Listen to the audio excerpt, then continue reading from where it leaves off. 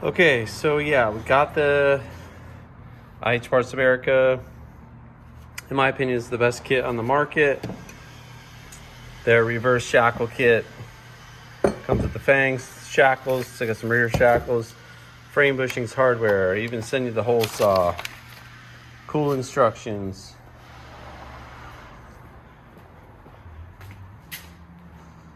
So you remember I can't remember which video, but anyway, got the rear hangers cut off. I'm gonna smooth those out with a flap disc.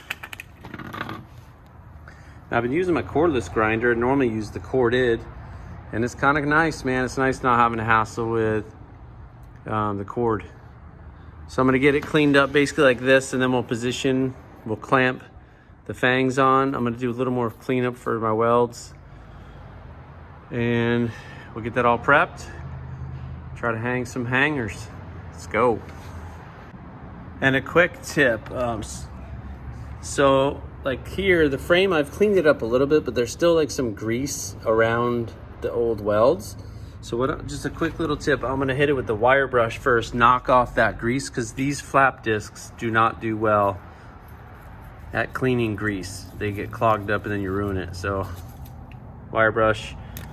I hit bigger seam welds with the cutoff wheel, but I'll hit it with this first, probably then this, touch it up, and then I'll finish it with this.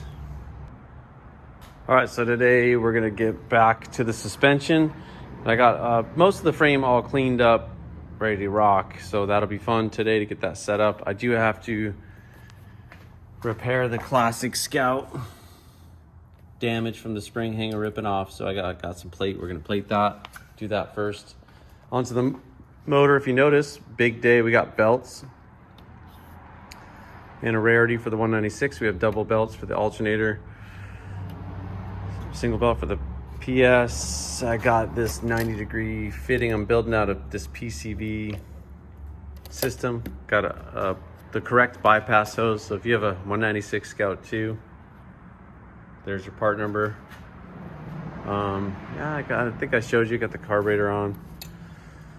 So we're tinkering away at that. So let's get cracking on repairing that frame.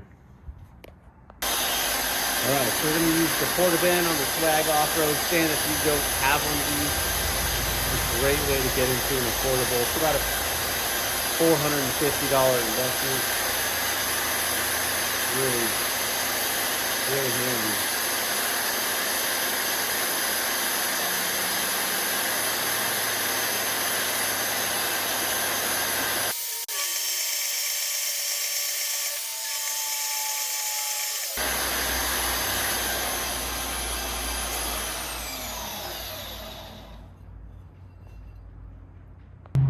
And I have to clean this up a little bit better in here, but this essentially, I'm just gonna click in there like this, and then I'll plate the bottom. I don't know. I don't love the way I'm doing this, but again, race truck, home garage style. I think it'll work. Anyway, I'm gonna clamp this all together and check it all before I weld it, and then weld her up. All right, with my limited materials and tools, this is what I came up with. This is just to actually this hole is to penetrate through to the frame. I just wanted to grab it. This side I didn't do that, but so now we'll get ourselves set up and we'll weld this. And what I like about it is I can weld down this middle section. This little piece right here is a piece that I tacked in to fill the hole in the frame. Let's get welding.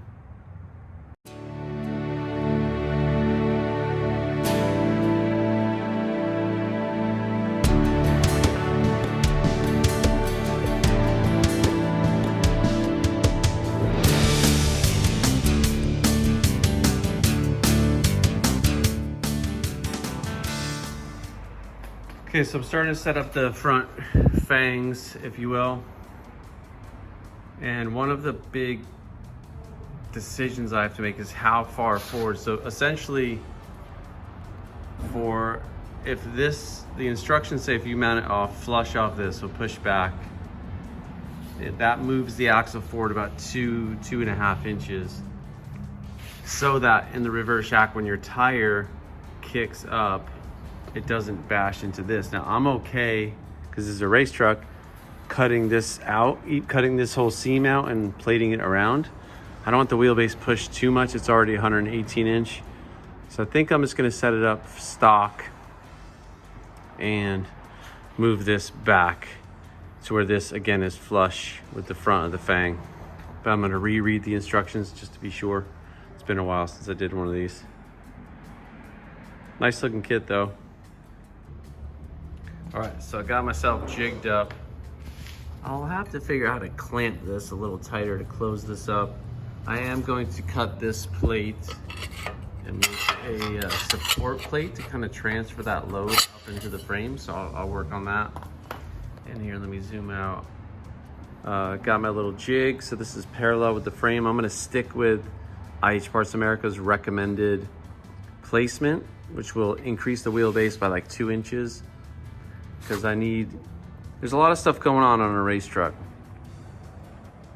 You have a lot of axle articulation. We need to make sure the axle tube, I am working with Canton to get this oil pan, where essentially we're gonna cut the oil, make the sump smaller front to back.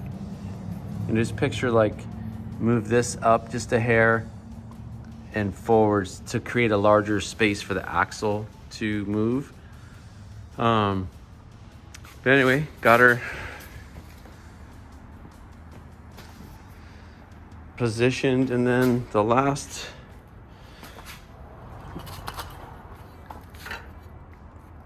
it says to maintain the factory separation to create a 1/4 inch gap here. So I'm going to tap that into place and start welding and have some fun. Okay, so this may be hard to explain, but the toughest issue I'm having is squaring up the instructions versus reality. So the instructions say a 1/4 inch gap from this outside edge to the outside edge of the frame. But my buckskin over there, I measured in, it's 31 inches spring center from hanger to hanger. So I want to make sure that I get that spring center right. So it's impossible to hold this. But essentially I'm going to go off of measurements. So I'm just showing you how I'm doing it. I'm gonna set it at 31 inches on the center, which will make these about 3/8, you know, 1/4 to 3/8 outside the frame, which is fine. Yeah, anyway, I've been at this for about a half hour, lining it up and getting it perfect, because this is the most important part of the whole reverse shackle and shackle angle second. So anyway, back at it.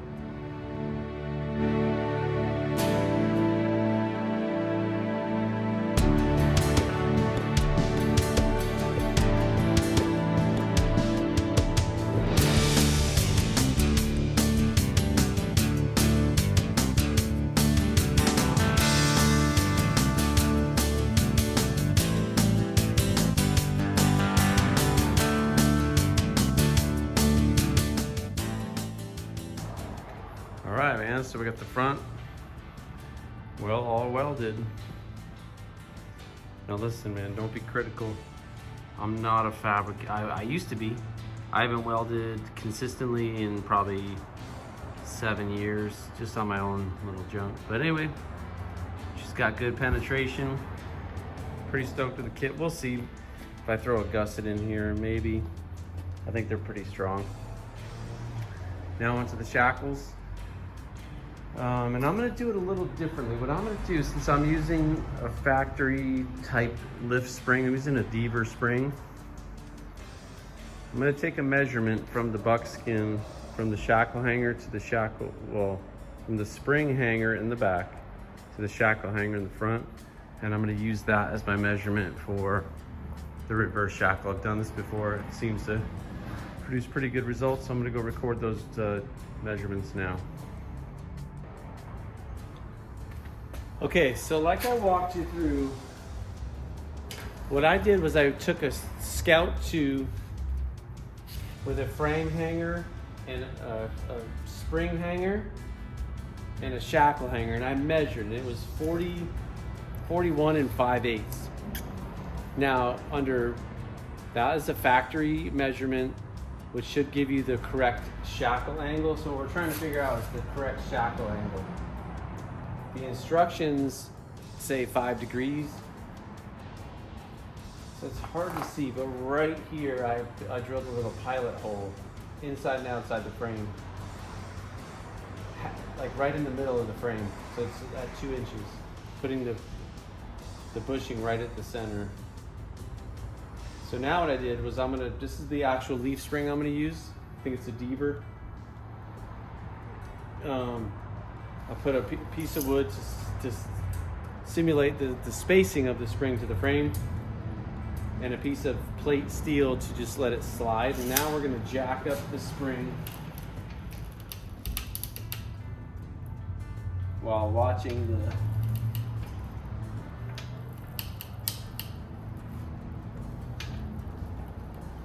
not perfect, and it's a little sketchy.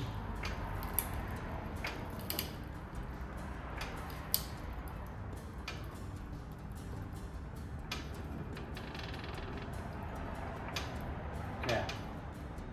So while not fully accurate, the weight is off the jack stand.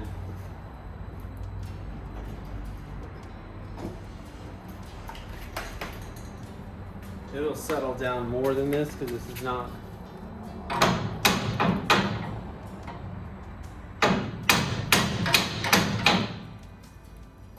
But based on, sorry, I'm going to block the camera for a second.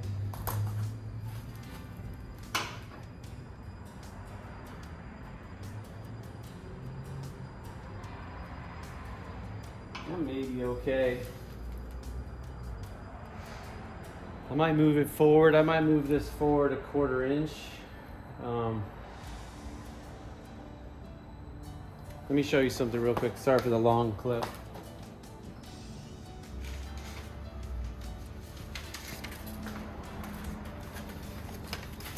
Now in their drawing, you can see this. You see that oval right there? That is this. They tend to put this.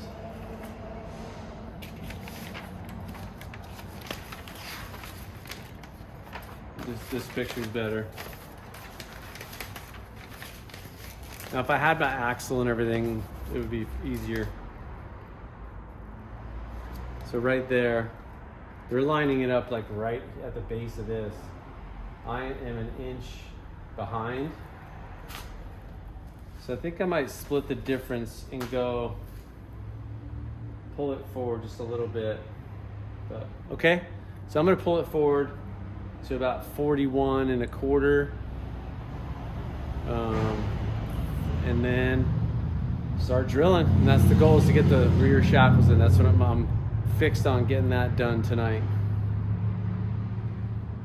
I only have 1 leaf spring so far, but it'll be all good. Let's keep cranking.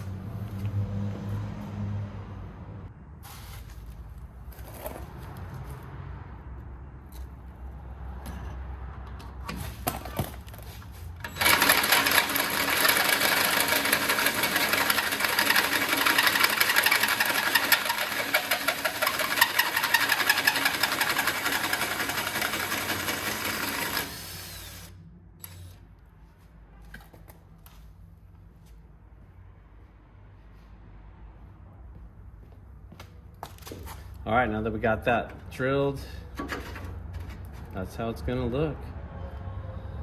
Amazing. Now I drilled a pilot on the inside of the frame so that I can hole saw through to the pilot, like so. I gotta find the pilot, but anyway, more drilling. All right, there she goes. Hope it's in the right place. The sleeve will go in.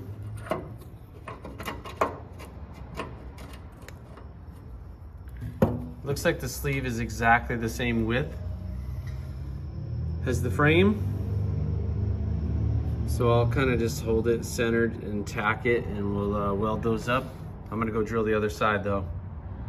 Drilling the hole saws is probably the least fun part of this whole project, but we're getting her done. All right, about 45 minutes later, I just welded that around, ground it down a little bit. By the way, VIN number in the driver's side of the frame.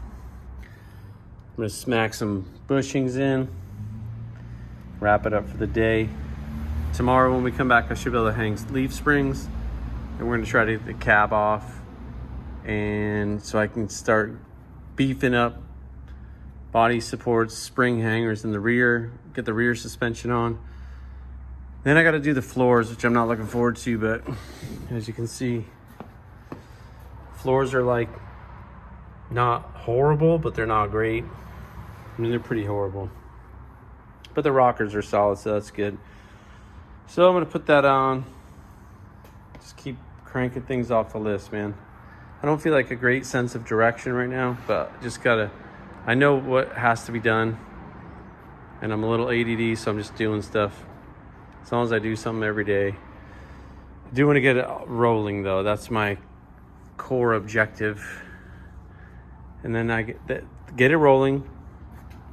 Then I need to build the roll cage support plates that I described before, so that I'm ready to take it to get the cage done. Then we're going to be flying, so stay tuned.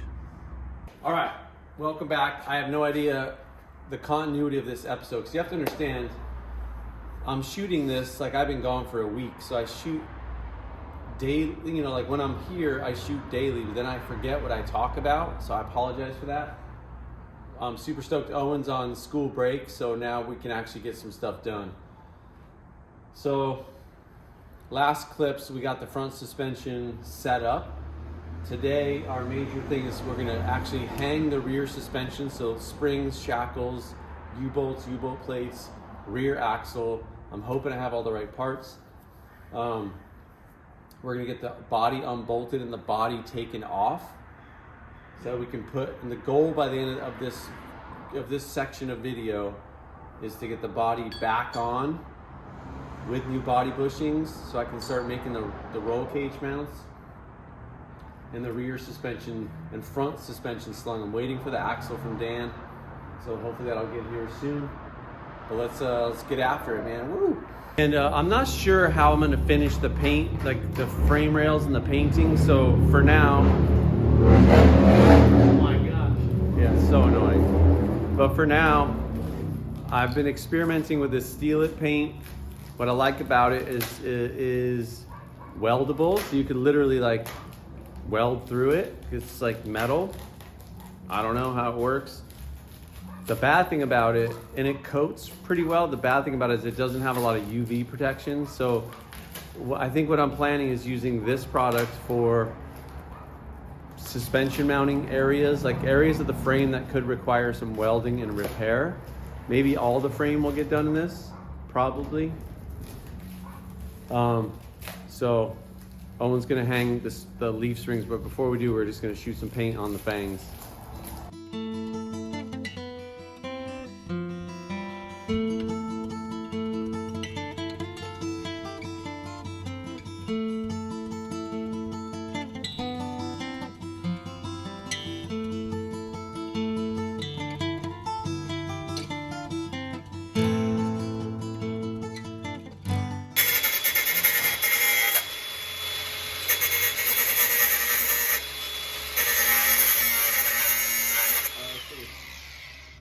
Okay, so what we're trying to do is get this body bolt out.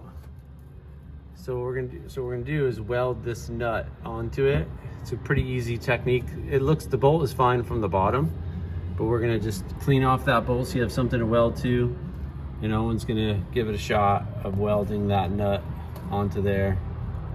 Maybe we'll clean that up a little bit more. Yeah. But then we'll just weld the middle. And we'll be able to hold it.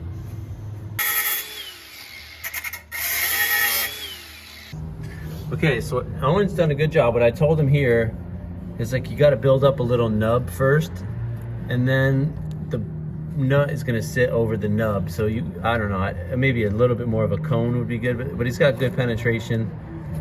So at this point now he's going to come in very vertical and just start filling around and connecting the nut to the bolt. See how he does. Okay, so I'm gonna hang the leaf springs with the supplied hardware. Sorry for the audio, I'm charging up the microphone. I realize that our videos are really terrible, and the worst part about them is the host and the audio quality, so I apologize.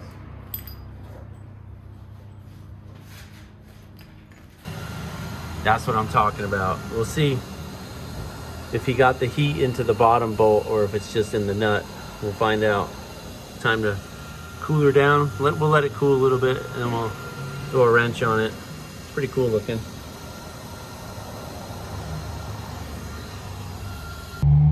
All right, success, man. I'll just do that on the other side. Yeah, now he's gonna, and just the heat, throwing that much heat into the bolt is helpful. Anyway, he can get that out, and then he's gonna do the other one. Keep cranking.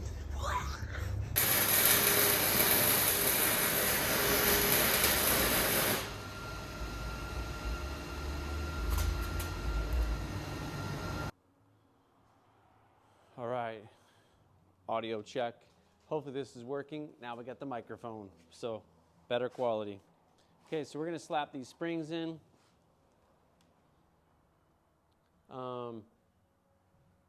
And it's interesting, you know, I enjoy, like, my favorite kind of content or just stuff to watch is like automotive TV.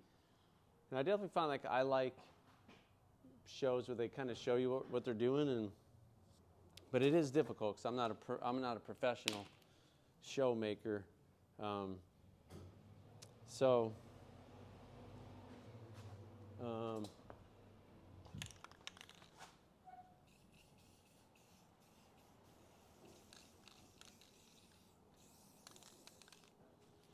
But okay, so you see these Deaver leaf springs have two bands on one half of the center pin, the other half has one.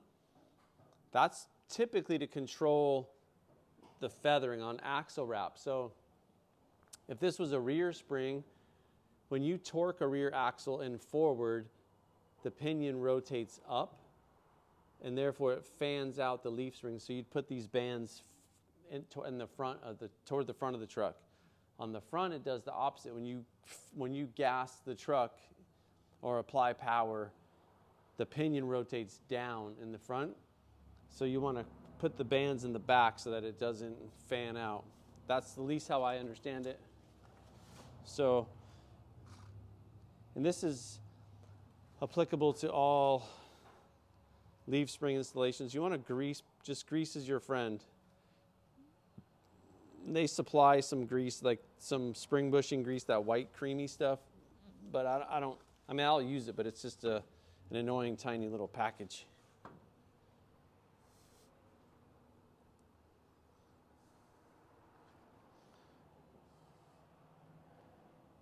Oh man.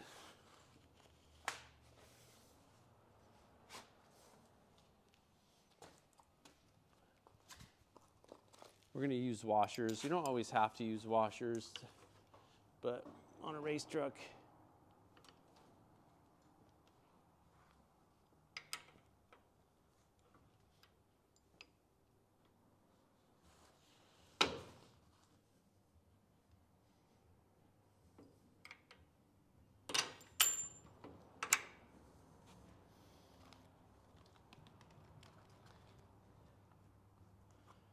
always want to use lock bolts.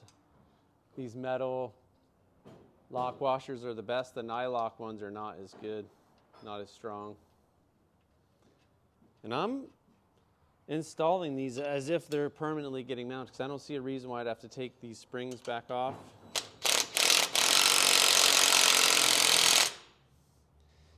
And again, I'm trying to avoid,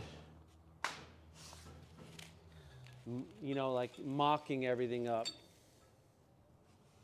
On this reverse shackle, this is the inside shackle, this is the outside shackle, and the 1/2-inch bolts go through the large bushing. So put that through. grease up the bolt and the bushing.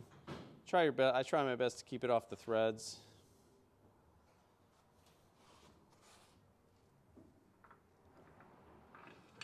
Now, if you had an exhaust system on this truck, there would definitely be clearance issues. So I'll have to build around that. The other thing with this reverse shackle kit, it was definitely in the way of the brake hard lines on the other side. So just between you and me, I don't personally like reverse shackle on a street trail rig. This is more of a high-speed race rig, so I think it's absolutely the right decision. But yeah, everyone is in love with the reverse shackle, but I don't personally. And I'm not saying that out of ignorance, because I've definitely had reverse shackle suspensions. And I think there's a number of reasons. You can watch other videos, but I don't want to bore you. And with this lift, with this amount of lift, we'll be able to easily feed the axle through. So that's why I'm doing this. Otherwise, if I wasn't putting a lift on,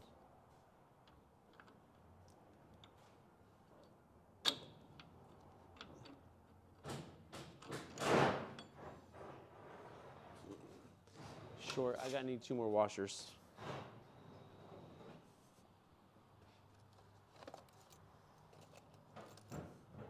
Hopefully this microphone's working, and it's a way better way to do this because I don't have to be projecting my voice toward the camera the whole time.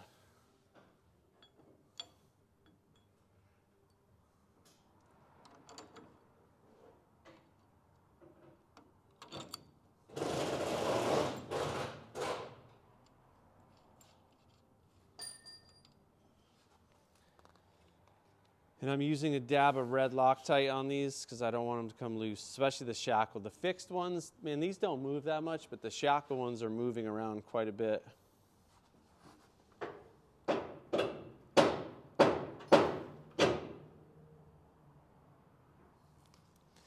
that's the last thing. Last thing I'll say as a tip is I always like putting the bolts from the outside in so that there's less obstructions. I've definitely done it where you put the bolts through this way and there's no motor, no exhaust. And then you put the motor and exhaust and you can't get the bolt out, and therefore you have to cut it. And that's kind of a major hassle.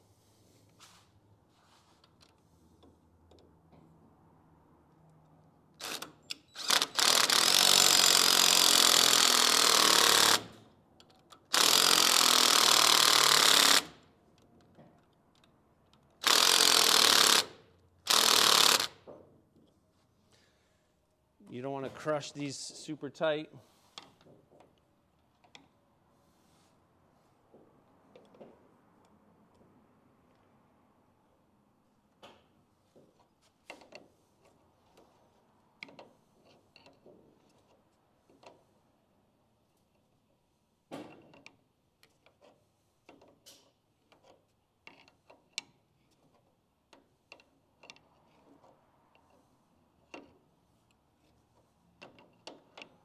We'll probably, for fun, just throw the steering box on. I should be getting the column. I'm actually going to go send an email as soon as I shut this camera off to go check on the status of the steering column. PSC is building the steering column.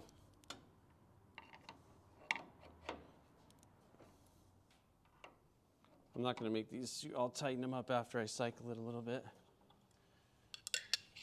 All right, that's the leaf springs on the front. Owen's working on the body bolts. And then we're gonna try to figure out a way to, with 3 dudes, maybe 4, try to lift this tub off here. And then we'll take the transmission out, all that kind of good stuff. All right, so I think we figured something out, because again, it's just like a couple dudes in the shop. I don't have a lift, but I need to get the body off. So Owen successfully got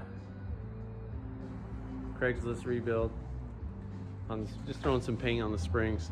So what we're gonna do is we're gonna sling the old front axle, the old original 44 as a placeholder. We'll throw a couple U-bolts on it, slide it under there, put the body, like use the floor jack to jack the body up, leave the body where it is, because ultimately, let me show you. Body and frame are here. I think it'd be best for the body, the frame to be up in this section. Oh man, I'm tired of getting calls where people call me and then they just sneeze and cough, and I'm just really tired of those, getting those cold calls. Anybody? All right, anyway, we're gonna get cracking, devise a plan to start putting the body up on, like we might use these used tires or something to get the body up, and we're gonna start slinging the front end. So cue time lapse.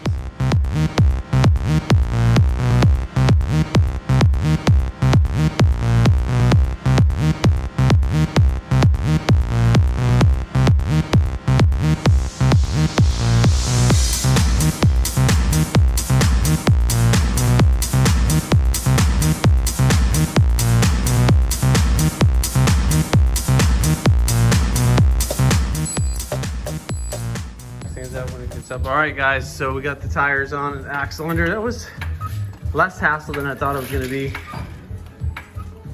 Now we're going to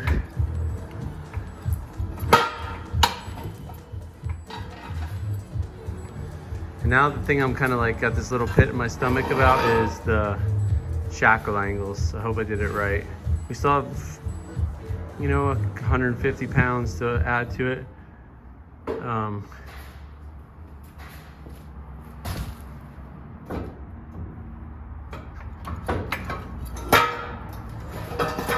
Coming down.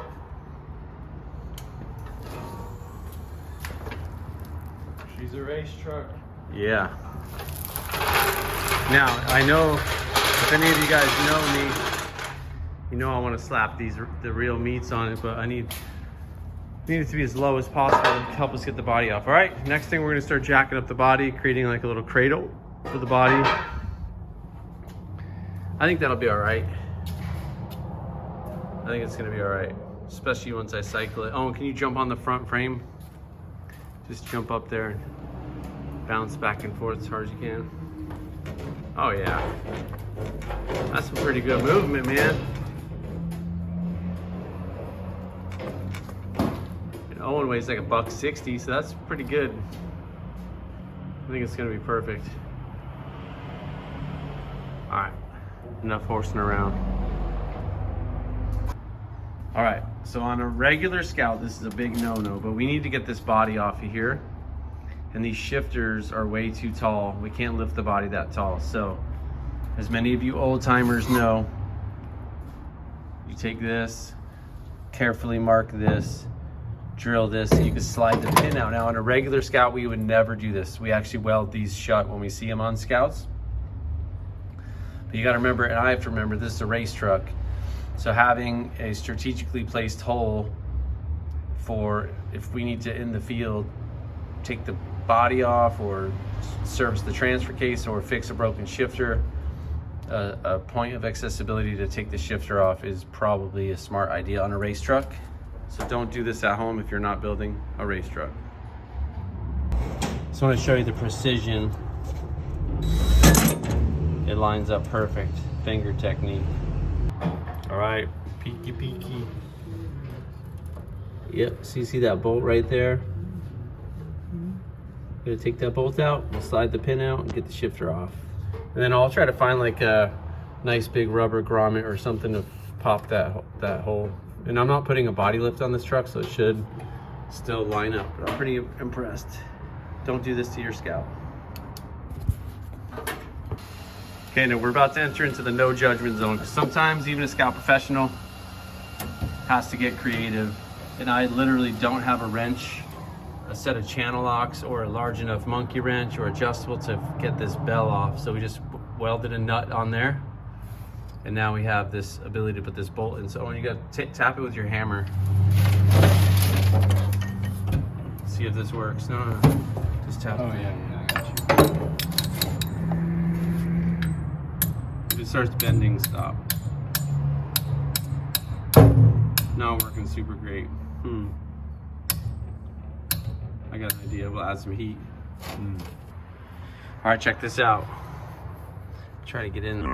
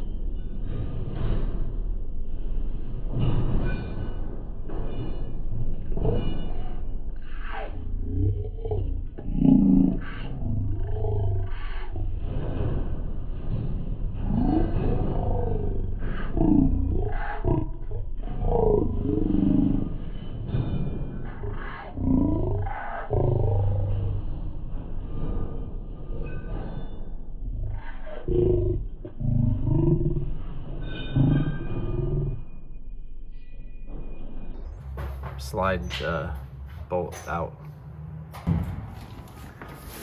right, Owen's been graciously cleaning out the bed. We'll take it to the next level because I'm gonna 415, and there'll be some places in the bed where I punctured through, possibly. Well, definitely for a fuel cell. I'm thinking of recessing the fuel cell into the bed floor. You'll have shock towers that go across on the cage and shocks that come through the floor around here. And spare tires in the back.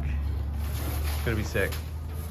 All right, so listen, man, our rig job bolt technique did not work. So we went out and bought a big old pair of channel locks. Look how big this is. Just look at that compared to the human hand. But we got it. It was super tight, man. Go ahead, it'll give us the satisfaction of seeing it come off.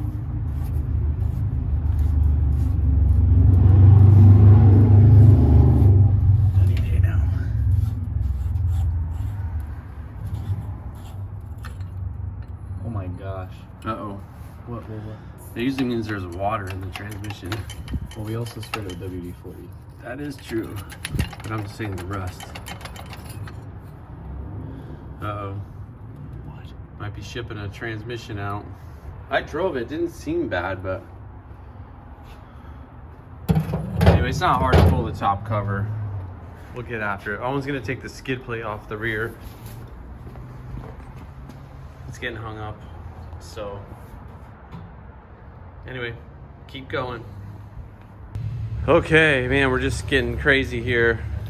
This gas tank was literally, like, there's the straps. It was not held in at all. The only thing holding it in was the skid plate, which is not how it's supposed to be done. But dude, look how nice this gas tank is. Zero rust, pristine condition.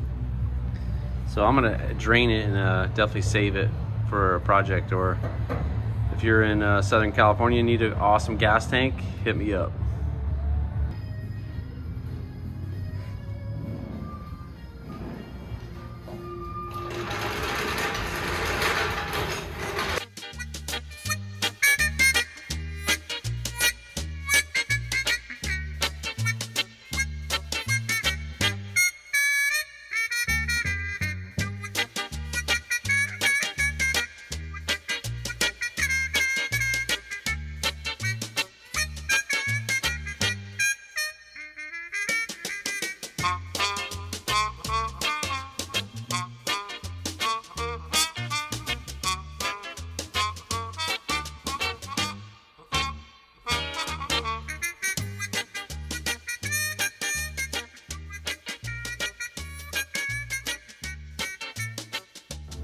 All right, so I want to show you, it's pretty sweet, huh?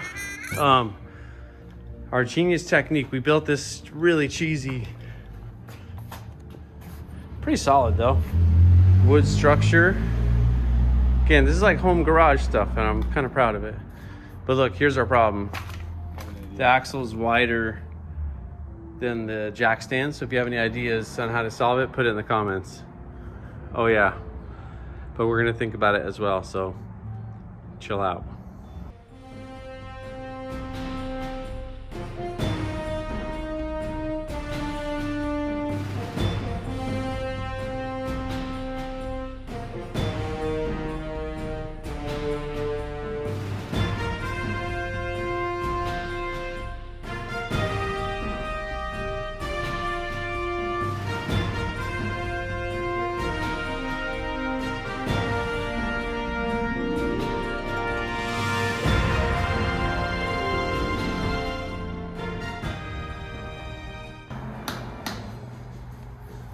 All right, so I think I'm trying to get to an episode a week, and I said I just want to film whatever we do. So we didn't make our goal today because I wanted to get the rear suspension done, but the frame is out, the body's out. Now I can tackle the clutch, change the transfer case, measure drive shafts, all that kind of good stuff. So on the body, we can get going on the floor pans. I need some more help. You know how to do sheet metal. Want to come hang out for a couple days? Hang out with me. So anyway, until next video, we'll see you.